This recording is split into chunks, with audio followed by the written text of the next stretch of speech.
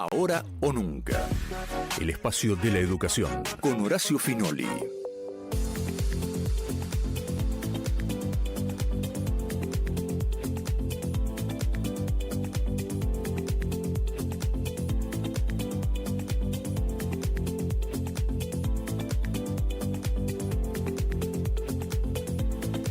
¿Qué tal? ¿Cómo les va? Muy buenas tardes, bienvenidos. Esto es Ahora o Nunca, el espacio de la educación, el programa que todos los sábados a esta misma hora y hasta las 7 de la tarde conduce Horacio Finoli, mi compañero, el líder de este espacio que hoy no está la semana que viene y volverá en un par de semanas. Así que tenemos la responsabilidad, vaya responsabilidad, si las hay, de intentar reemplazarlo a Horacio Finoli. ¿Cómo nos comunicamos?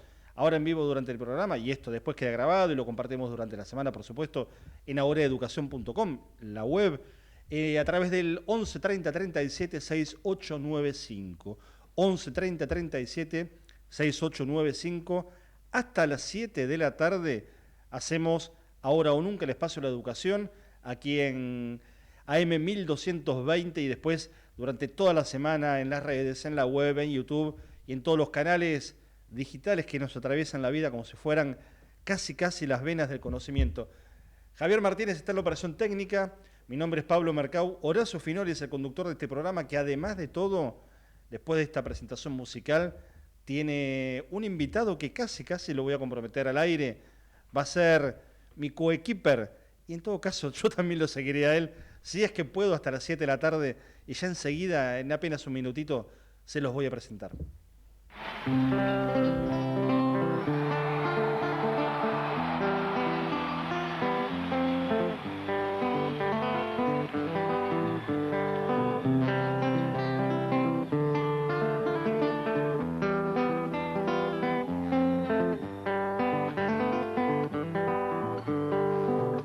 Una mujer se ha perdido, conocer el delirio y el polvo, se ha perdido esta bella locura, su breve cintura debajo de mí. Se ha perdido mi forma de amar, se ha perdido mi huella en su mar. Veo una luz que vacila y promete dejarnos a oscuras. Veo un perro ladrando a la luna con otra figura que recuerda a mí. Veo más vivo que no me halló, veo más vivo que se perdió.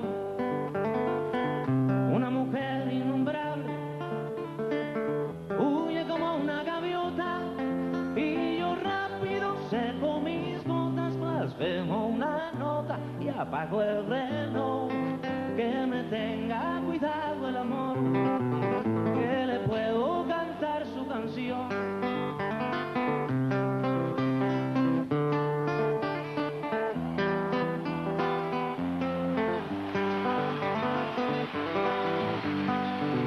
La cobardía es asunto de los hombres, no de los amantes. Los amores cobardes no llegan a amores, ni a historias se quedan allí. Ni el recuerdo los puede salvar, ni el mejor orador conjurar. Una mujer con sombrero, como un cuadro del viejo Chagall, corrompiéndose al centro del miedo, y yo, que no soy bueno, me puse a llorar. Pero entonces lloraba por mí y ahora lloro por verla morir. Pero entonces lloraba por mí y ahora lloro por verla morir.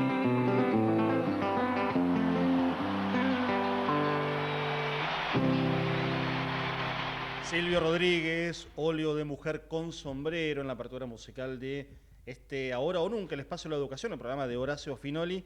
Y decía, tenemos un invitado y se va a quedar un rato con nosotros charlando, por supuesto, porque tiene tiempo y le agradecemos que se haya llegado hasta acá. Es Pablo Martínez Samek. Buenas tardes, ¿cómo estás? Muy bien, muchas gracias por la oportunidad de desplayarme, digamos. Pablo es sociólogo, doctor en ciencias sociales, fue decano de la Facultad de Ciencias Sociales de la Universidad Nacional de Lomas de Zamora, fue vicerrector de esa casa de estudios y hoy es profesor titular en la Universidad de Buenos Aires, investigador también de la UBA. Y en la previa, un poquitito cuento la cocina de la charla, Pablo Martínez Samec me planteaba algo que podría ser el título, podría ser el comienzo, en el medio o en el final, y en cualquiera de los lugares estaría bien, y es la pregunta de qué pasa con la verdad, qué es la realidad, digamos, ¿no? Que es algo que te viene desvelando, lo presento así casi coloquialmente, pero que venís laburándolo, estudiándolo, y está medio atravesando también un poco los debates, no solo en la comunicación, sino en las ciencias sociales, en definitiva, hasta en la vida cotidiana, ¿no? Es un fenómeno extrañísimo, pero indudablemente hubo un componente finisecular, vale decir, sobre los 80, como prolegómeno del 89, la caída del muro, y la posterior 2 años después de la implosión de la Unión Soviética. No son hechos historiográfico-políticos, son cambios de época. Y la sociología, que siempre ha sido una disciplina científica comprometida, aún en sus versiones, digamos, más ligadas a lo institucional, como Émile Durkheim, digamos, que es la versión más ligada a la empresa y al Estado, pero tanto Max Weber, que comenzó por un camino, digamos, nacionalista y conservador, terminó siendo muy crítico del estadio capitalista y desde ya el antecedente. La sociología anticipó algo muy importante que no siempre es tenido en cuenta, que las mediaciones intersubjetivas, es decir, la sociedad, nos condiciona con relación a la constitución de la subjetividad personal. Es una relación dialéctica, no es una relación monocausal, no es una cosa de que la sociedad hace lo que dice. Es como nosotros cuando chicos en los 70, viste, la serie, si verás una serie mala te vas a tirar por el balcón como Batman o cosas, claro, linealidades de ese tipo, sino que las complejidades sociales van sobredeterminando, van construyendo, y lo que podemos decir, y es lo que creo que he preparado hoy para charlar con ustedes, es que el desarrollo tecnológico de la nueva fase de la humanidad, del último tercio, el último cuarto del siglo XX y lo que va del siglo XXI, hay una vorágine, una etapa absolutamente acelerada de cambios continuos, sindicado por 3 factores muy importantes que condicionan la evasión de la realidad. Y con la evasión de la realidad, digamos, lo que Lacan planteaba, lo real, vale decir, todo aquello que ocurre de manera independiente de la voluntad del hombre, independiente de que lo pueda modificar.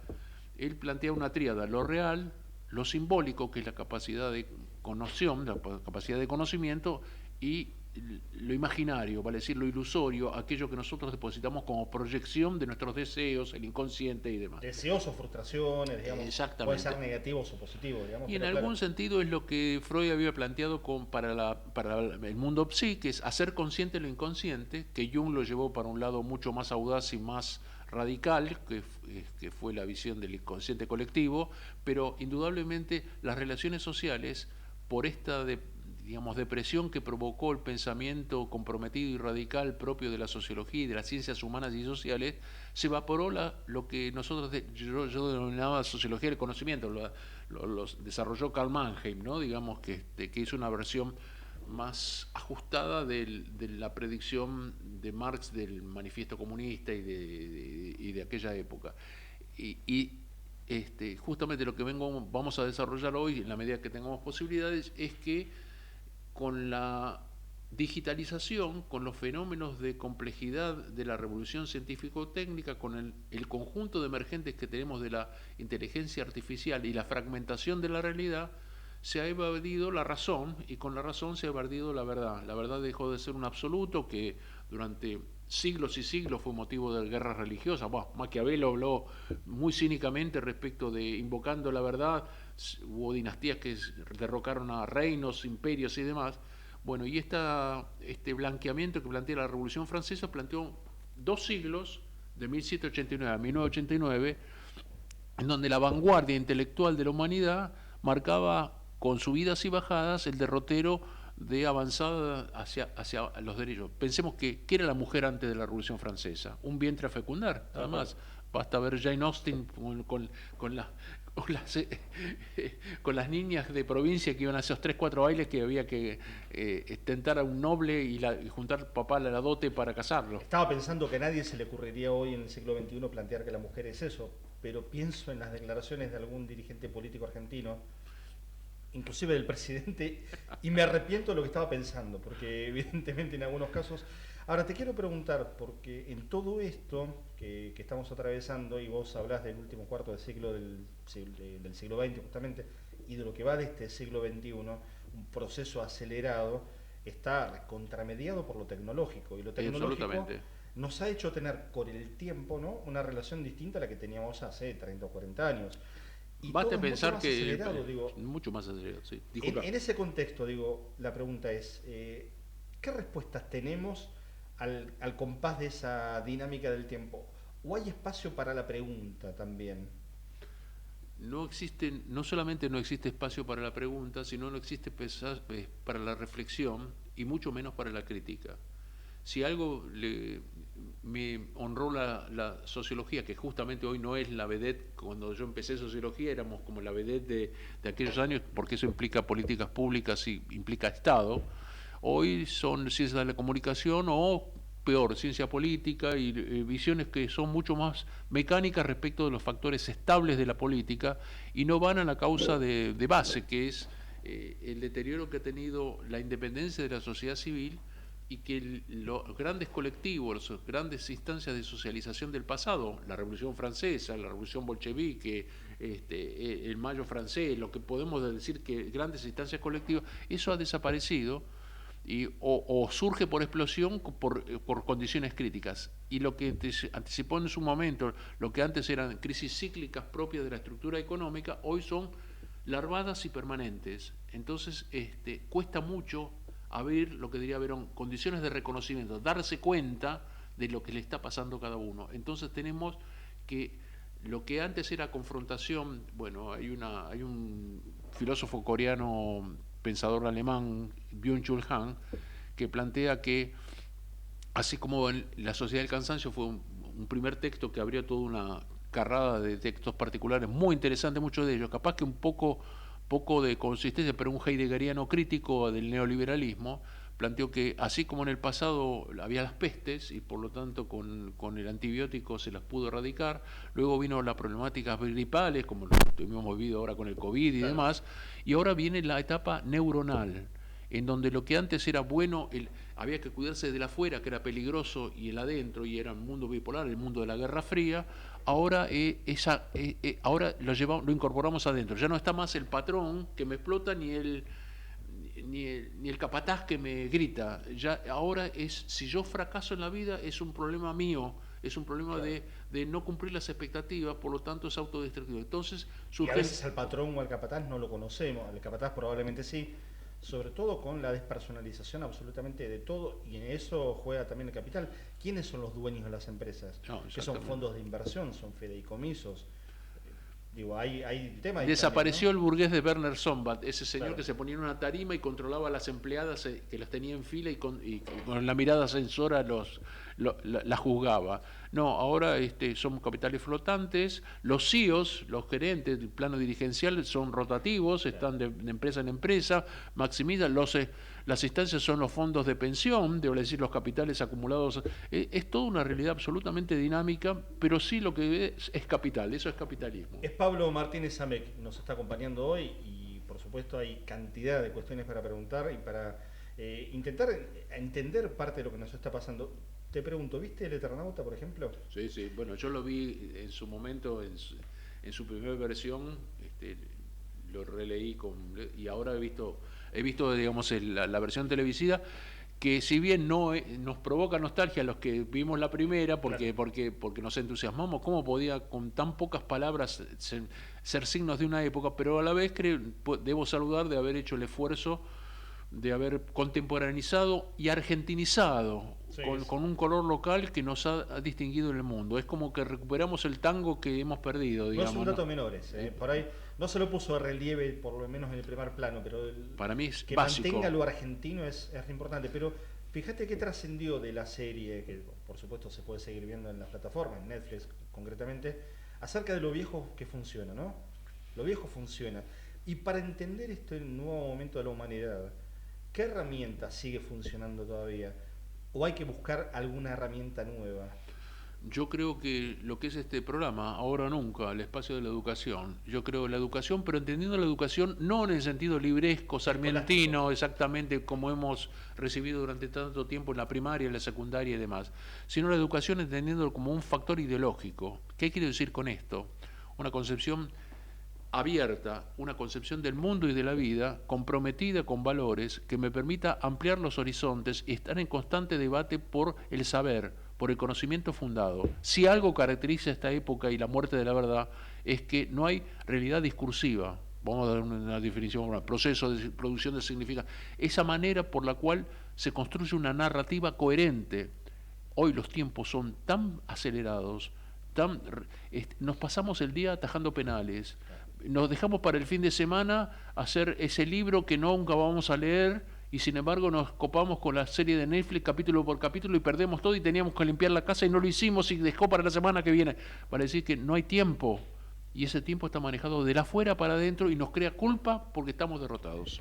¿Y hay una narrativa de este tiempo? Lo reformulo, una narrativa hegemónica, porque es cierto que pueden desaparecer los modos de contar como estaban antes, pero los momentos históricos hay que sostenerlos desde algún lugar. ¿Cómo entendés que se construye esa narrativa? Se construye por un doble efecto. Esta realidad finisecular que le dije yo, esa palabra rara, finisecular quiere decir fin de siglo, vale decir el último tercio del siglo. Pasaron 3 sucesos muy importantes. Con la caída del muro y que hablamos de la implosión soviética, emergió lo de Franco Fukuyama, digamos, el pensamiento único. Vale decir que el neoliberalismo, una corriente, el fin de la historia, la muerte de las ideologías, fin del Estado, fin de la política, vale decir, los grandes paradigmas discursivos se erradicaron. ¿Por qué? Porque todos son saberes relativos y comprometidos moralmente, muy poco comprometidos moralmente. En esa lectura, digamos, el hombre quedó como vulnerable a una fragmentación y haciendo una resocialización individualista, en donde algo que ya había anticipado Herbert Marcuse en El hombre unidimensional, el homo consumes, el hombre quedó retrotraído a dime con qué pilcha estás, dime tu estatus social y en función de eso te proyectarás socialmente. Ese es el primer factor.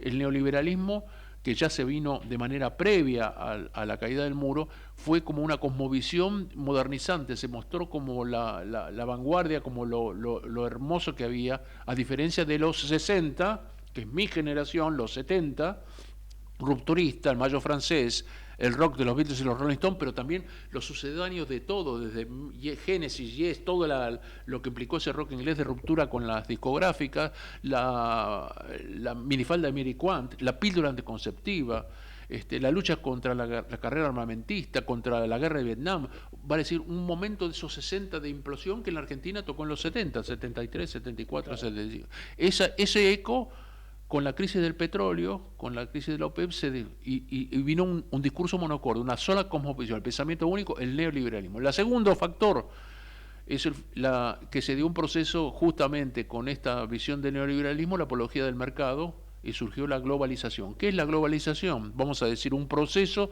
de integración mundial absolutamente por fuera de los controles de los particulares. Se universalizaron los consumos, se globalizaron los mercados, se globalizó la producción. Antes teníamos hoy Detroit es un cadáver, pero antes estaba la General Motors, la Chrysler y la Ford Motor Company. Hoy son compañías que son más de bandera norteamericana, son transnacionales, arman allá, acá, y forman. Esta realidad es una realidad que los norteamericanos, sobre todo con los que salieron del neoliberalismo reaccionario de Reagan y Bush, pasaron al progresista de los Clinton y Obama, digamos, en ese momento abrieron el compuerto y se mostraron como progresistas y lo inundaron por el mundo, sin prever el efecto no previsto. ¿Cuál fue? El sudeste asiático, China, la India, vale decir, lo que hoy podemos decir políticamente y económicamente son los BRICS. Para decir, tuvieron un efecto, pensaron que si esa clase media ascendía el consumo, como ascendió China, digamos, difícilmente esa gente iba a variar su punto de vista. Y hoy China es el modelo competidor sin retorno por parte de los Estados Unidos. China es para abrir un capítulo, yo creo que de algunos programas, inclusive nos quedamos cortos. no quiero que nos vayamos del tercer factor. Y el tercer factor pero, es... digo, chiquitita, mirá la revolución científica. Mirá China de cerca, estás estudiándolo. Yo he tenido un pasado político muy cercano a la orientación primera, antes de Deng Xiaoping. Independientemente de eso, digamos, el tercer componente que no puede estar al margen es la revolución, el cambio de paradigma científico, vamos a llamarlo así. El transitar de la fábrica fordiano-taylorista, de la unidad fabril que ordenaba la zona, la región, la ciudad, a una nueva realidad que vía el just-in-time japonés, vale decir, esa construcción por conglomerados en tiempos récord, o el chip, la condensación de la información, generó la telemática, la informática, y de allí en más bioquímica, nuevos materiales, telecomunicaciones. Pensemos que la personal computer nos ordena la vida. Hoy nadie... Un norteamericano medio, un joven norteamericano medio, mira cada 6 minutos el smartphone. Entonces vemos cómo esto no es un problema tecnológico de la afuera, es una cosa que se nos ha entramado y nos ha constituido. Pero como tengo un fundamento materialista de la historia, yo creo que lo real, más allá de las circunstancias, va a emerger.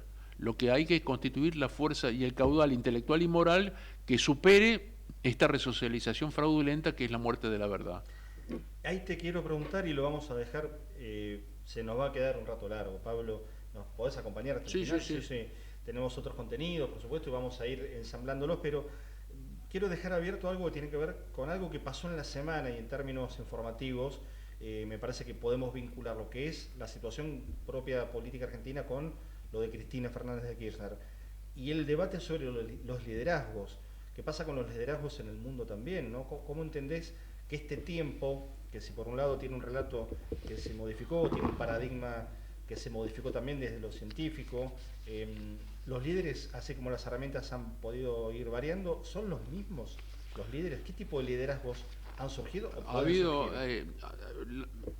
si Trump es el presidente de los Estados Unidos de América y Milei el de la Argentina, podemos decir que no son estadistas en el sentido tradicional de carreras largas políticas por la cual se va fecundando un hombre que va a representar al conjunto de una nación que implica todas las partes de ese país. Al haberse atomizado y fragmentado el pensamiento individual, se cayeron lo que antes podíamos entender que eran los programas electorales, lo que eran las doctrinas. Pero recordemos la nación, base de doctrina. Exacto, tribuna de doctrina.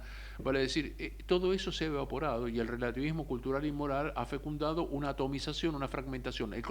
Los sistemas de creencias se han particularizado en resocializaciones individualistas y esto ha tenido su relación con la política. La política son, digamos, yo lo tenía como claro, son... Los partidos políticos no tienen doctrinas ni programas, son meros proveedores de servicios. Son como una carta de un menú de restaurante, que si no, los votantes son meros clientes de los cuales, si no están conformes y comen mal, se van. Entonces, al no haber ningún pacto profundo de lo que fue, lo que constituyó la cultura libresca propio de fines del siglo XIX y principios del siglo XX, vale decir, el papel de la imprenta, el papel de la educación. Pensemos la 101 entre Alberdi y Sarmiento, pensemos que el Facundo fue en Valparaíso fue publicado en fascículos, pensemos el lugar que ocupó el Martín Fierro versus el Facundo el Facundo de Sarmiento como vis a vis de dos visiones de la Argentina compleja. Eso está ausente. Pensemos, Hunt plantea un debate entre Lincoln y su opositor, entre el Partido Republicano y en aquella época estaban cruzados, sobre la libertad de los esclavos. Eran debates de horas y horas, 7 encuentros de 3 horas, tomó una exposición y todo el mundo pendiente. Hoy la gente no soporta una sola noticia, porque cuanto más rápido, ya no hay más soporte papel, digamos, ya nadie puede leer libros y no leen los clásicos. Yo le querré saber a Macri que me dé una opinión de El Quijote de la Mancha o del Martín Fierro. Estoy seguro que no tiene capacidad de decírmelo nada porque no lo leyó. Bueno, en este punto voy a aprovechar tu presencia y tu apunte de estudiante, que uno es toda la vida, pero de docente sobre todo. Y en un programa de educación no podemos, lo hablo también en nombre de Horacio, de alguna manera, Horacio Finol, el conductor del programa, menos que preguntarte por los pibes y las pibas hoy? ¿Qué contacto tenés vos con jóvenes desde este lugar? Porque te encontrás del otro lado, los que se están formando, aún con todas estas complejidades, en sociales, en las distintas disciplinas. Mira, yo en 1984, por mi background comprometido, recién pude entrar a la Universidad de Buenos Aires en psicología y en el 85 me sumé al CBC. Fue la primera cátedra de sociología del CBC junto con la de Sara Blipsik. Una de las mayoritarias, junto con la de Itela Cristina Lucchini, eran las dos más grandes, la cátedra Samek, digamos, porque mi apellido es Martínez Samek, pero dejémoslo así porque quedó Samek. Soy profesor consulto porque estoy jubilado, así que tengo 41 años de experiencia. Y le puedo contar que aquel año la liberación del ingreso fue una cosa donde toda la gente irrumpió en la Universidad de Buenos Aires. Y venir a la Universidad de Buenos Aires ya era un salto cualitativo, por ahí un compromiso, porque no van a cualquier universidad a sacar a bajo costo un título, sino que se compromete con un saber que va a implicar un esfuerzo. Y en aquella época era hermosísimo. Y ojo que había idea de derecha, estaba el UPAO, en los 80 tenía su peso, y había que luchar, estaba la Franja Morada, y los que tenemos alguna formación más comprometida con lo nacional popular o con la izquierda, no era fácil sobrellevarlo, pero a la vez había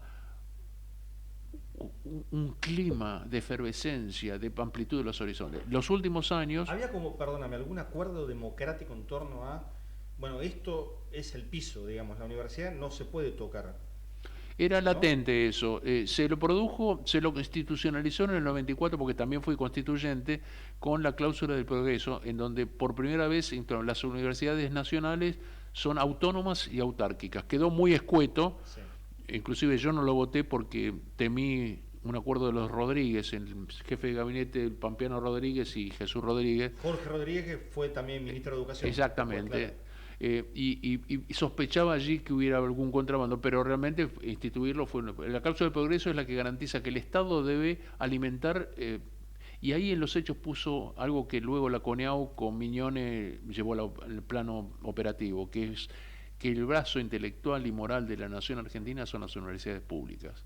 Y entender esto es una movida estratégica. Por eso debemos de estar muy prevenidos respecto de la baja presupuestaria, de este hackeo constante de la universidad, porque no puedo poner la mano en el fuego por ninguna instancia, porque siempre todos son problemáticas complejas en un país tan viscoso como la Argentina, pero que las universidades públicas son un lugar prístino en relación a otras instancias del país argentino, pero a no dudarlo. Y es un elemento estratégico porque por primera vez las universidades públicas y el ramillete de universidades que se han ampliado... Bueno, vos sabés que es columna vertebral de este programa el tema universitario, obviamente por el contexto, pero del año pasado y ahora en esta nueva casa que alberga el programa, tenemos, excepto hoy, creo que todos los sábados, al menos un rector de alguna universidad. Y este dato que vos nos contás de la Constitución, por eso yo te preguntaba en términos de, bueno, determinados acuerdos democráticos básicos, este dato no es muy reflejado, ¿no? Por supuesto está la defensa del universitario, venimos de un año donde hubo 2 grandes marchas, pero digo, también habría que anclarse en ese tipo de elementos, ¿no? No, inclusive yo te diría algo más pedestre y más político, práctico, punteril, digamos. Cuando el peronismo se adocena a competir por los centros de estudiantes, creó una nueva instancia. Yo tuve como vicerrector de Lomas de Zamora, por circunstancias, protagonismo en la CONEAU, vale decir que fui el representante, y vi el crecimiento y la ampliación de los horizontes de la CONEAU. Y así como en su momento la UBA se opuso a la CONEAU, digamos, al CIM, mejor dicho, cuando fui integrante del CIM, y se entró en los hechos fue un apalancamiento para la superación y para el mejoramiento de las universidades. Y las universidades públicas, que eran opinadas, porque cómo vas a crear una universidad en tal lado, resolvieron muchísimos problemas, son una polea de ampliada de conocimiento y sobre todo de transferencia al medio, de ciencia y tecnología, de extensión universitaria, componentes básicos que no es tan solo ir a dar clase, porque la universidad privada, en última instancia, no quiero levantarle la mano porque sería hasta sectario con colegas, pero no tenemos clientes, en la universidad pública no hay clientes, entonces hay una instancia moral directriz de ser el brazo intelectual de la nación, las casas de altos estudios, y sobre todo con la posibilidad de una agencia, con la posibilidad de un CONICET. Por eso nosotros debemos preservar eso como la primera instancia científica de América Latina, es el CONICET, dicho por todos sus pares. No podemos, porque no me gusta que se investigue sobre la vida cotidiana sociológica, porque eso es gastar guita al cohete. Esa visión economicista termina teniendo costos máximos respecto de postergar el saber intelectual, de conocernos a nosotros mismos. Tal cual. Son las 6:30 de la tarde y tenemos que hacer una pequeña tanda comercial, algunos auspicios. Hasta las 7 nos quedamos en Ahora o Nunca, el espacio de la educación, el programa de Horacio Finoli, y en un ratito seguimos con Pablo Martínez Yamek. Creo que ahora lo dije bien y estuvo bien la aclaración para aprenderlo. Y tenemos mucho más también para compartir aquí en el aire de AM1220, Cadena Ecomedios, y por supuesto a través de las redes Ecomedios, en Instagram, en YouTube, en el canal de YouTube. Ahí también nos encuentran durante toda la semana. Universidad Nacional de las Artes. Todas las expresiones artísticas, una universidad. Contamos con más de 20.000 estudiantes. 9 unidades académicas. Artes audiovisuales. Artes del movimiento. Artes dramáticas. Artes multimediales. Artes musicales y sonoras. Artes visuales. Crítica de artes. Folclore. Formación docente. Conoce más en una.edu.ar. Universidad Nacional de las Artes. Creamos mundos. SEA, Consultores en Educación Asociados. Trámites para el reconocimiento y oficialización de nuevas instituciones educativas en todos los niveles y jurisdicciones. Monitoreo permanente y asesoramiento técnico, académico y jurídico. SEA, Rodríguez Peña 694, sexto piso C. Ciudad Autónoma de Buenos Aires, 15 4471 5454. estudioantonioandres@gmail.com. La Fundación Barceló dicta las carreras de medicina, psicología, modalidad presencial y a distancia, kinesiología, fisiatría, nutrición, modalidad presencial y a distancia, enfermería a distancia, instrumentación quirúrgica y análisis clínicos. Conoce más ingresando a barceló.edu.ar.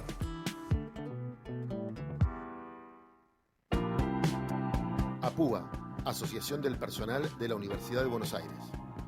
Desde 1958, un sindicato no docente comprometido con la universidad pública. El mejor lugar del mundo para hacer del mundo un lugar mejor. FEDUN.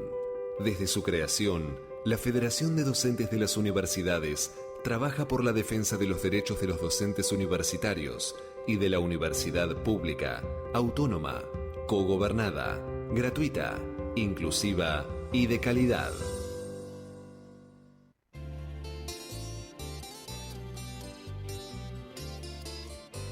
Tengo un corazón mutilado de esperanza y de razón. Tengo un corazón que madruga donde quiera. Ay, ay, ay, ay, ay, ay, ese corazón se desnuda de impaciencia ante tu voz. Pobre corazón que no atrapa su cordura. Quisiera ser un pez para tocar mi nariz en tu pecera y hacer burbujas y amor por donde quiera. Oh, pasar la noche en vela, mojado en ti. Un pez para bordar de corales tu cintura y hacer siluetas de amor bajo la luna. Oh, saciar esta locura, mojado en ti.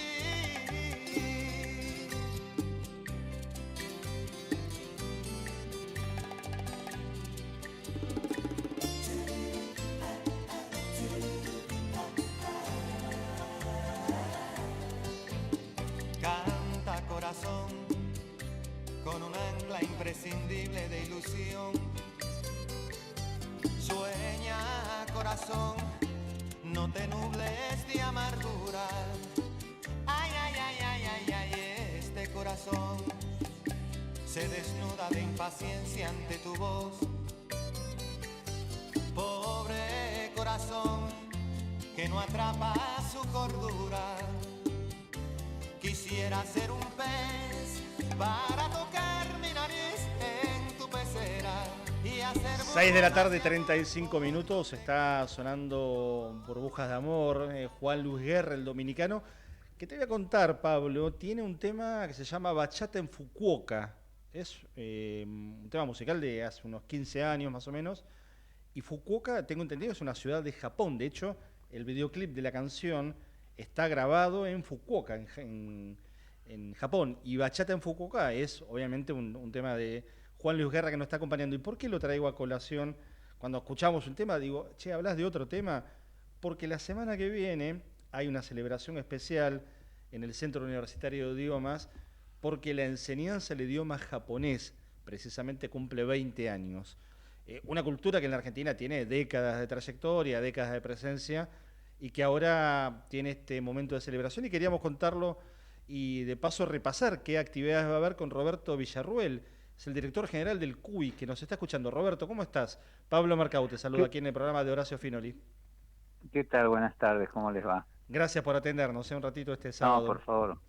Hice toda una vuelta para llegar de Japón otra vez a Buenos Aires y que nos cuentes qué experiencia, qué balance hay de la enseñanza de un idioma que nos parece tan lejano por una parte, pero que al mismo tiempo lo tenemos bastante cerca en la cultura argentina, ¿no? Sí, en realidad te diría que tiene una larga tradición. Todos sabemos que bueno, la comunidad japonesa existe hace muchos años en Argentina, y de hecho te diría que por muchos años casi lo único que el único contacto con Oriente que había en Argentina, especialmente en Buenos Aires, era con Japón, con la cultura japonesa.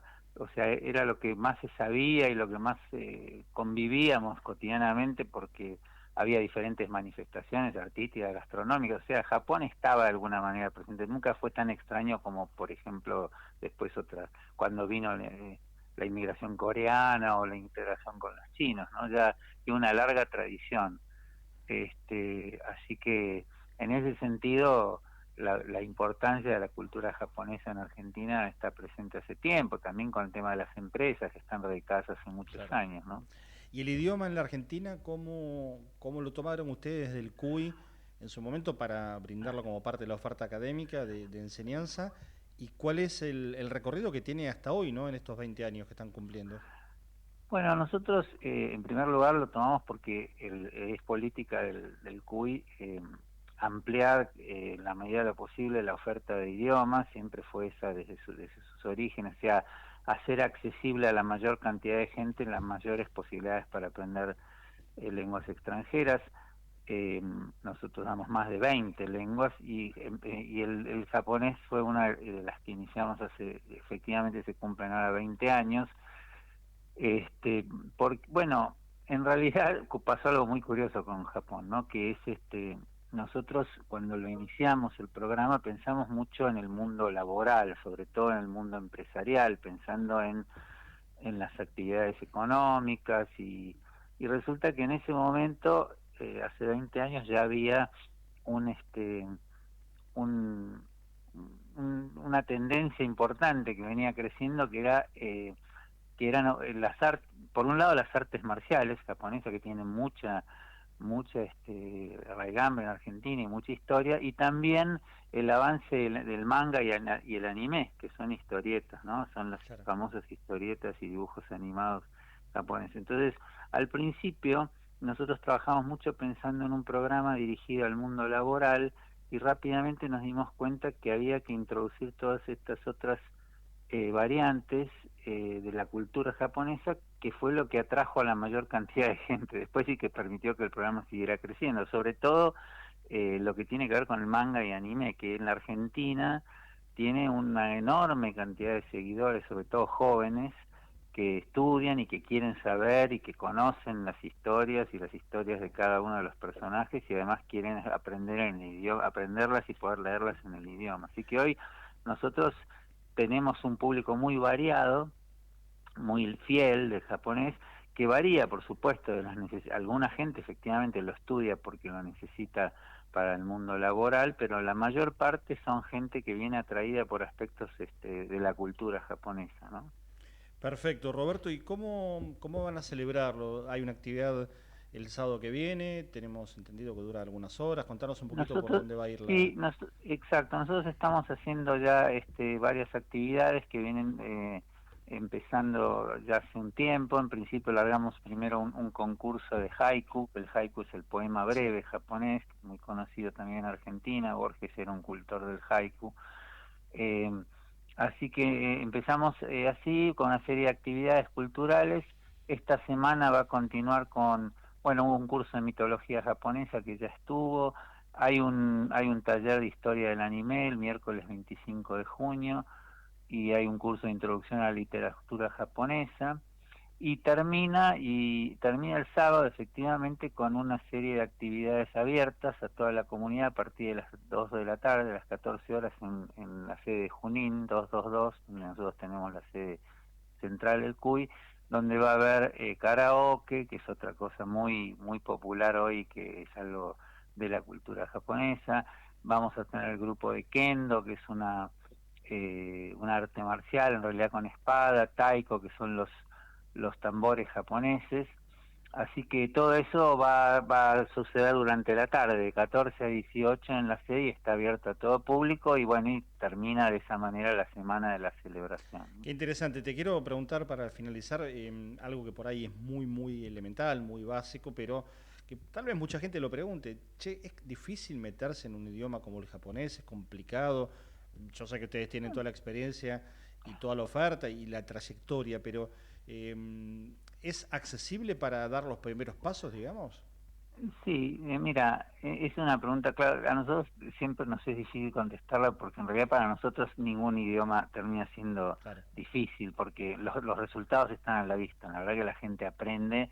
Ahora, es cierto que hay aproximaciones. Ayuda mucho, hay algunos que son más fáciles, otros que son más complejos. El japonés es un idioma que presenta algunas complicaciones iniciales, sobre todo porque hay que entender el tema de la caligrafía y el tema de los caracteres, que son más sencillos por ahí que en otros idiomas orientales, pero tienen su complejidad. Lo que pasa es que a su vez, vuelvo a insistir, juega mucho a favor el amplio conocimiento que hay en Argentina sobre lo japonés, digamos, sobre la cultura, sobre el Japón, está muy, muy, más de lo que nosotros pensamos, muy difundido, sobre todo a través de las artes marciales, el cine que últimamente está muy, la literatura. Eso predispone mucho mejor a los estudiantes y les permite avanzar más rápidamente. Nosotros en general tratamos siempre de trabajar con metodologías y aproximaciones metodológicas y pedagógicas que permitan rápidamente, en todos los idiomas, cualquiera sea, rápidamente poder empezar a comunicarse, básicamente porque esa es el primer escollo, poder vencer la barrera de la comunicación. Así que no es difícil. O sea, es complicado, es complejo, pero no es difícil. Te iba a despedir con un arigató, si no era mucho atrevimiento de mi parte. Podés decir konnichiwa, que también quiere decir hasta luego, y así que es un buen deseo, digamos, que nos vemos, nos estamos viendo. Está bueno, Roberto, gracias por este ratito de charla y gracias a ustedes, y los esperamos el sábado, está abierta a toda la comunidad y van a hacer actividades muy, muy lindas. Que tengas una buena tarde y un buen fin de semana. Gracias a ustedes. Es Roberto Villarruel quien acaba de conversar con nosotros, el director general del Centro Universitario de Idiomas, que por estos días lo contó en detalle. En la semana van a tener una serie de actividades por los 20 años de la enseñanza del idioma japonés acá en la Argentina. Universidad Nacional de las Artes. Todas las expresiones artísticas, una universidad.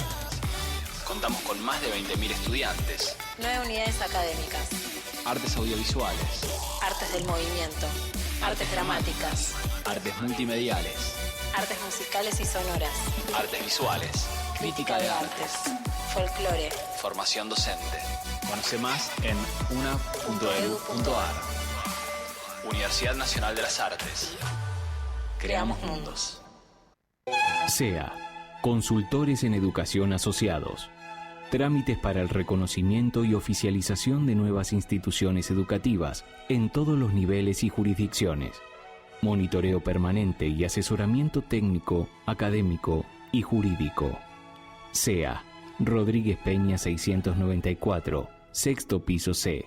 Ciudad Autónoma de Buenos Aires, 15 4471 5454. estudioantonioandres@gmail.com. La Fundación Barceló dicta las carreras de Medicina, Psicología, modalidad presencial y a distancia, Kinesiología, Fisiatría, Nutrición, modalidad presencial y a distancia, Enfermería a distancia, Instrumentación quirúrgica y análisis clínicos. Conoce más ingresando a barceló.edu.ar.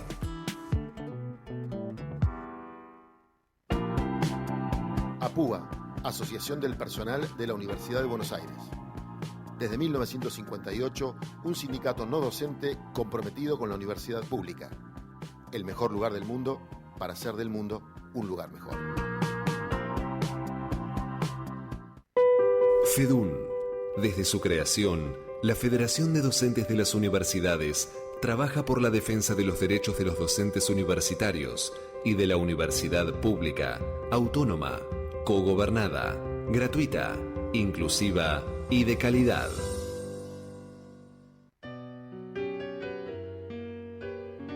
Vitillo, ¿qué te parece si cantamos este gatito aunque no hay Koshki? Y bueno, ya Tito, vamos a dedicarle a don Pedro Tchaikovsky. Exactamente, vamos con la primera nomás. Lindo para bailar, Y claro que sí, Vitillo, vamos a buscar las mozas. ¡Adentro! Por su mamá o por Maylin. Por su mamá o por Maylin. Muchos gatos y allá, de esos que son de violín. Ancha suma, lindo está la fiesta. Miren los cohetes también. Por su mamá o por Maylin. Este gatito lo encontró en la sinfónica del Colón. Le dije así, vamos ya, que a Santiago voy. ¡Ay, no más! Yo querré retosar con los gatitos de allá. A ver esos bombos legüeros santiagueños. Gato Chango Lunita está tocando piano como tipo arpa. Escuchadlo. ¡Meta! ¡Adentro! Para silbar o zapatear. Para silbar o zapatear. Cualquier tono es igual, sol, la, si, do, re, mi, fa. 18:49, perdón, acá estamos y está del otro lado para conversar un ratito con nosotros. Le agradecemos el contacto, el ingeniero Miguel Ponce, para hablar de economía. Él todos los días viene produciendo información, viene siguiendo casi que la agenda cotidiana de la economía en la Argentina. Y te quiero preguntar, bueno, Miguel, buenas tardes, ¿cómo estás? Pablo Mercado, acá en el programa de Horacio Finoli. ¿Qué tal, Pablo? Y bueno, un saludo a la distancia también al querido Horacio. Gracias. ¿Cómo lo estás viendo? Pregunta muy simple, pero que refleja un poco también esto que estamos atravesando, ¿no? Pero yo estoy, ustedes recién vos lo decías, me siguen bastante en las redes, yo vengo poniendo mucho más el acento en la situación externa, en este conflicto que en la superficie es entre Irán e Israel, pero que en realidad está configurando un nuevo orden económico, político, de poder a nivel mundial, que creo yo no se está atendiendo lo suficientemente en la prensa argentina. Nos encontramos muy preocupados sobre el rol del PJ, la expresidenta, que no hay renovación, que no hay nuevas canciones, qué va a pasar. Cuando en realidad estamos viviendo una situación inédita donde ese nuevo orden, ahora algunos le ponen hasta número 2034, posiblemente en ironía a la vieja Agenda 2030 repudiada por Trump y todos los seguidores ultras a nivel mundial. Bueno, me parece que está configurando una situación que Argentina, primero, tiene una gran vulnerabilidad política, porque somos el país de Latinoamérica más vulnerable ante una situación situación como la que ha anunciado Irán, que va a tomar represalias con todos aquellos que están ayudando de manera directa o indirecta a Israel, y nosotros hacemos los gestos más insólitos, como el vocero presidencial ayer anunciando que vamos a mandar o estamos dispuestos a mandar tropas a ayudar a Israel. Digo, son situaciones tremendas cuando todo el mundo está mirando esto con una gran preocupación, pero también tomando actitudes lo más prudentes posible en la preservación de los intereses de cada uno. Digo, hoy el título debiera ser para la Cancillería argentina: desideologizar nuestros vínculos diplomáticos para no perjudicar nuestros vínculos económicos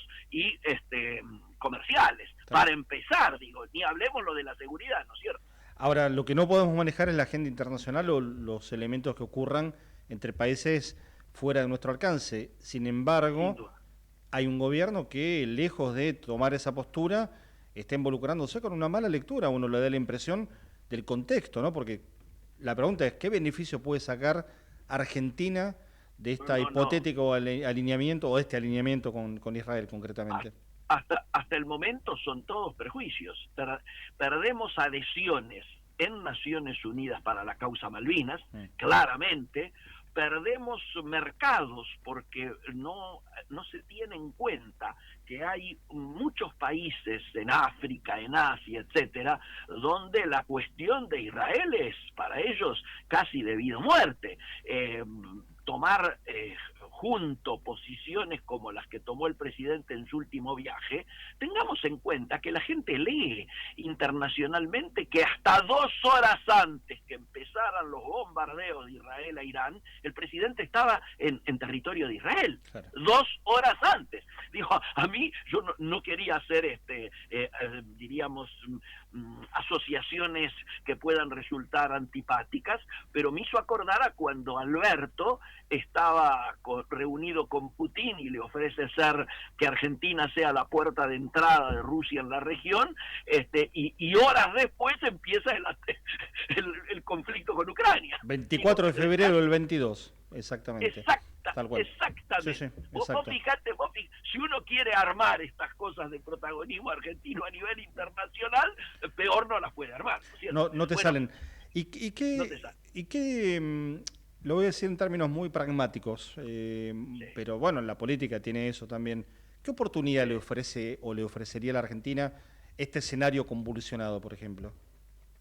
Le ofrece oportunidades. Yo estoy en un debate público con algunos colegas que son muy amigos míos en el comercio exterior, que dicen, no, esto genera oportunidades, porque si hay enfrentamientos como los que se está dando en la guerra arancelaria, nosotros podemos vender allí compitiendo con las cosas que antes Estados Unidos le enviaba a China, entonces ahora nosotros podemos enviar más a China, etcétera. O en el caso de la guerra de Israel con Irán, la suba del petróleo, esto va a originar la suba del precio del petróleo, entonces nosotros vamos a poder exportar más desde vaca muerta y la balanza energética nos va a permitir contrapesar el déficit que vamos a tener en la balanza comercial y sobre todo en la balanza de servicios a partir ahora de julio, donde el 90% de las reservas de las agencias turísticas argentinas son en destinos en el exterior, lo cual todo eso iba a generar un rojo terrible, pero lo vamos a compensar. Mentira, eso es hacer una lectura. Cuando se producen conflagraciones de esta naturaleza, el nivel de actividad baja muchísimo y entonces te baja la demanda. Y vos, en el análisis que haces, tenés que mirar P por Q, precios y cantidades. A lo mejor podrías tener una oportunidad para más cantidades si el mundo no se enfriara, si esta diríamos, tenaza entre la guerra comercial y la guerra bélica no generase un enfriamiento como el que va a originar en la economía mundial, a nivel de que muchos ya te dicen que la depresión que se espera es superior a la de la pandemia. Bueno, si estamos ya analizando esos niveles de depresión, vamos a vender menos, los precios de nuestras commodities van a caer, no es que van a subir, con lo cual nada de ganancia. Me parece que hay una lectura muy, diríamos, voluntarista de que los horizontes nuestros siempre son dorados,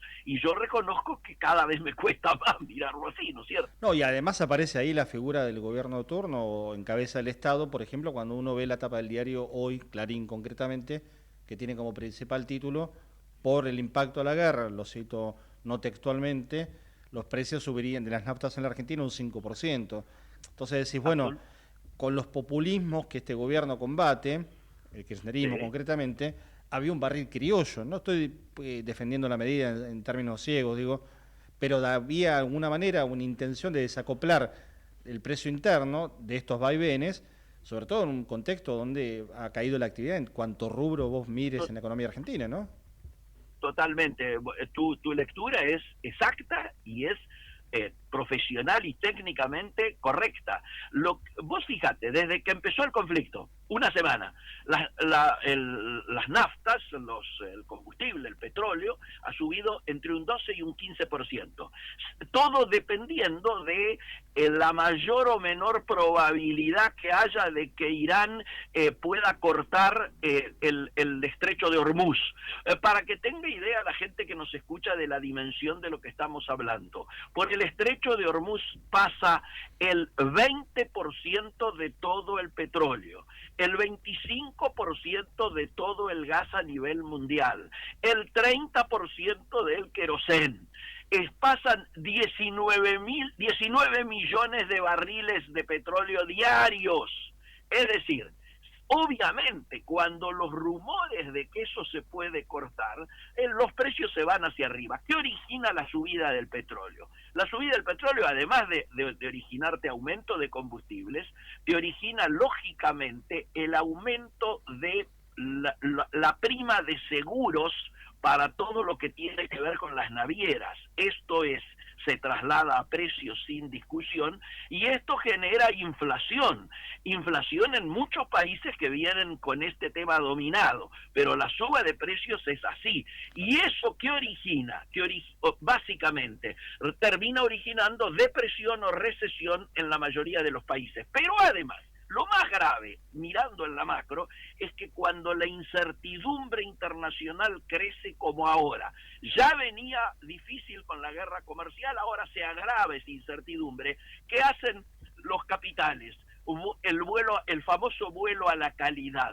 Se achican riesgos, se refugian en los papeles del Tesoro de los Estados Unidos, ¿no es cierto? Y entonces, inversiones que podrían haber venido hacia acá van básicamente a refugiarse en esos papeles. El famoso flying to quality, vuelo a la calidad, se denomina porque dicen hasta que esto, y además cualquier inversión que estuviese por venir, a vaca muerta, al litio, a lo que fuera, de estas que el gobierno está esperando a través del RIGI, las empresas, los inversores se colocan en una situación como esta a nivel internacional en wait and see, es decir, espero y miro. ¿Qué miro? Que aclare para dónde va a ir la bocha. Tal cual. Hasta ese momento restringo inversiones, sin duda. Miguel, nos quedamos sin tiempo, pero me gustaría comprometerte, ya lo estoy haciendo al aire y no te queda otra que decirme que sí, a seguirla cuando esté Horacio también, si es posible, en unos días, porque a uno le da la impresión que esto recién empieza, ¿no? Y hay mucho para pensar todavía. Absolutamente. Yo voy a estar desde mañana fuera del país, pero justamente por estos temas tengo que dar charlas en algunas universidades de Europa, pero en contacto permanente y saliendo desde ya acá, no importa dónde uno está, ¿no es cierto? Combinamos. La comunicación siempre es posible, desde ya que sí. Te mando un gran abrazo y que estés bien. Muchas gracias. Chao, Pablo. Hasta luego. Chau, es Miguel Ponce quien habló un ratito con nosotros analizando el impacto de lo internacional en la política argentina, en la economía argentina y hasta casi en el día a día de todos los argentinos y argentinas, ¿no? Yo creo que la crisis se va a multiplicar e indudablemente, para ir cerrando con algún optimismo, los tiempos se van a acelerar y van a exigir respuestas serias. Y me parece que tanto precario oficialismo que ha hecho un maximalismo de una determinada lectura va a exigir que por lo menos la oposición se ordene con un plan mucho más amplio y serio, programático, que me parece que es lo que falta. Que incluye lo electoral, pero no se termina ahí. No se termina ahí. ¿No? Ahí hay un punto también. de los actores sociales y los sujetos políticos no vamos a salir de esto sin un compromiso estratégico. Mirá que yo soy bastante radical en mi pensamiento, pero a la vez si no incorporamos a buenos bolsones de gente que estabilicen una perspectiva de prognosis, de proyección, de buscar pragmáticamente fines de acumulación, y sobre todo educación. Educación, ciencia y tecnología es la base que en una sociedad tan cosmopolita, la Argentina es la ventaja relativa que nos diferencia del resto del mundo. Tuvimos la semana pasada, y ya estamos terminando, pero vamos a sumar 2 minutitos nada más, una charla con Ariel Goldstein, la escuchaste, la compartió Horacio con vos, y el fenómeno Milei, que tanta literatura, inclusive desde lo periodístico, y sigue generando también en términos de lo que implicó esa irrupción de esa figura, no para hacer el debate en abstracto, digamos, sino me gustaría esa pequeña opinión tuya también, como para el cierre y dejar abierto para seguir pensando, ¿no? Porque también hay urgencias, además de saber qué pasó, la urgencia de intentar saber, vos lo decías recién, hacia dónde vamos, ¿no? Yo creo que por primera vez en mucho tiempo el rumbo está perdido, digamos, de producirse lo que por lo menos el oficialismo juega raudamente, como es romper las naves con lo que era la derecha neoliberal tradicional alrededor del PRO y sus distintas formaciones electorales, y buscar una radicalización puede generar un efecto imprevisto, y por eso implica un debate político mucho más abierto, mucho más estratégico, y el problema es que hay que estudiar. Si no se estudia y no se miran el flujo de tendencias complejas por las cuales vive el mundo. Hoy las transnacionales dirigen el mundo, ¿por qué? Porque tienen planificación de acuerdo a sus intereses. Entonces los estados nacionales deben generar una estrategia mucho más solvente. Y el ejemplo de China está absolutamente claro que no se improvisa eso. Hay que hacer un plan estructurado, orgánico, con centros y objetivos de transformación, en donde, insisto nuevamente por este programa Ahora o Nunca, ¿no? La educación, la ciencia y tecnología va a ser una de las llaves, como lo ha hecho China. ¿Qué hizo Deng Xiaoping? Abrió las universidades. Hoy, de las 10 universidades más importantes del mundo, 5 son chinas. Y China tenía en el 49 tenía el 80% de su población analfabeta. Y hoy es el larguísimo innovador en llaves de tecnología y patentes de país en todo el mundo. El 67% de la producción es local china, no de las transnacionales, porque ya no es un problema de costos, es un problema de conocimiento. Entonces, sin conocimiento, sin educación, sin ciencia y tecnología, sin agencias que por objetivos estructuren el futuro del país, vamos a ser un país de cuarta. Hoy la larga marcha de Mao no se detuvo, evidentemente. No, el problema está de que cuando hay convicción y es orgánica, ese pueblo responde frente a la perspectiva cierta, no frente a visiones ilusorias. Y hay que recuperar sobre todo la juventud, que la juventud madure y vea una perspectiva cierta y un compromiso con el futuro del país. Ser la patria y la soberanía no es un campeonato de fútbol solamente, es comprometerse con el estudio, con la sagacidad de saber de que estamos mejorando, a nivel individual estamos mejorando la calidad del estudio del país. Si nosotros no asumimos eso, vamos a ser una pendiente realmente muy dramática a futuro. Es maestro normal, sociólogo, doctor en ciencias sociales, docente universitario, y hasta recién nos acompañó en el final de Ahora o Nunca, el espacio de la educación, Pablo Martínez Yamec. Gracias por habernos acompañado. Y ustedes vuelven a tener la cita con este espacio que conduce habitualmente Horacio Finoli el sábado que viene a las 6 de la tarde. Mi nombre es Pablo Marcau, Javier Martínez estuvo en la operación técnica, Horacio Finoli a distancia, armando también todo esto. Pablo, gracias nuevamente. No, gracias a ustedes y un saludo Horacio a la distancia. Que tengan buena semana y no se olviden, como dice Horacio siempre, de tomar ese libro que dejó guardado en algún lugar de la casa y además le agrego yo, léalo hasta el final. Chau.